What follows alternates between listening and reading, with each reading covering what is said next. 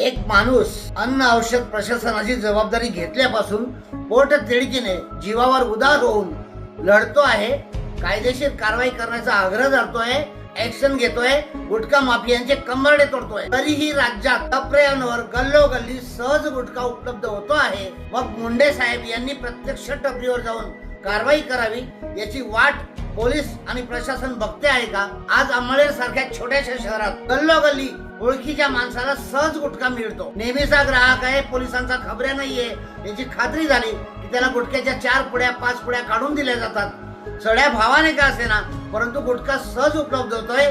हीच खानदेशात, जळगाव जिल्ह्यात, ही महाराष्ट्रात सगळीकडे परिस्थिती दिसते आहे। सहज अंमळनेर सारख्या शहरामध्ये टपरीवर गेले की गुटखा उपलब्ध जर होत असेल तर मग तुम्ही मुंडे साहेबांना टपरीपर्यंत बोलवायची वाट बघत आहात का?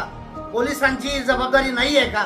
हे मला पोलिसांनी उत्तर दिलं पाहिजे, जनतेला उत्तर दिलं पाहिजे। प्रत्येक घटनेसाठी प्रत्येक टपरीवर जाऊन मुंडे सारख्या माणसाने पोचावं याची जर तुम्ही वाट बघत असाल तर तुमचा निषेध आहे। पोलिसांना दिसतंय की टपरीवर गुटखा विकला जातोय, गल्लीत गुटखा विकला जातोय, चौकात गुटखा विकला जातोय, ओळखीच्या लोकांना दिला जात असेल, खाजगी लोकांना दिला जात असेल, नेहमीच्या ग्राहकांना दिला जात असेल, परंतु मोठ्या प्रमाणावर गुटखा विक्री चालली आहे। मग हा गुटखा पुरवतं कोण? यांना आजही कोण आणून देतं? याकडे पोलीस प्रशासनाचं सपशेल दुर्लक्ष झालेलं आहे। त्यामुळे मुंडे साहेबांकडे आम्ही तक्रार केलेली आहे। जनतेच्या वतीने आम्ही पुराव्यासह कसा गुटखा विकला जातो हे पाठवलेलं आहे।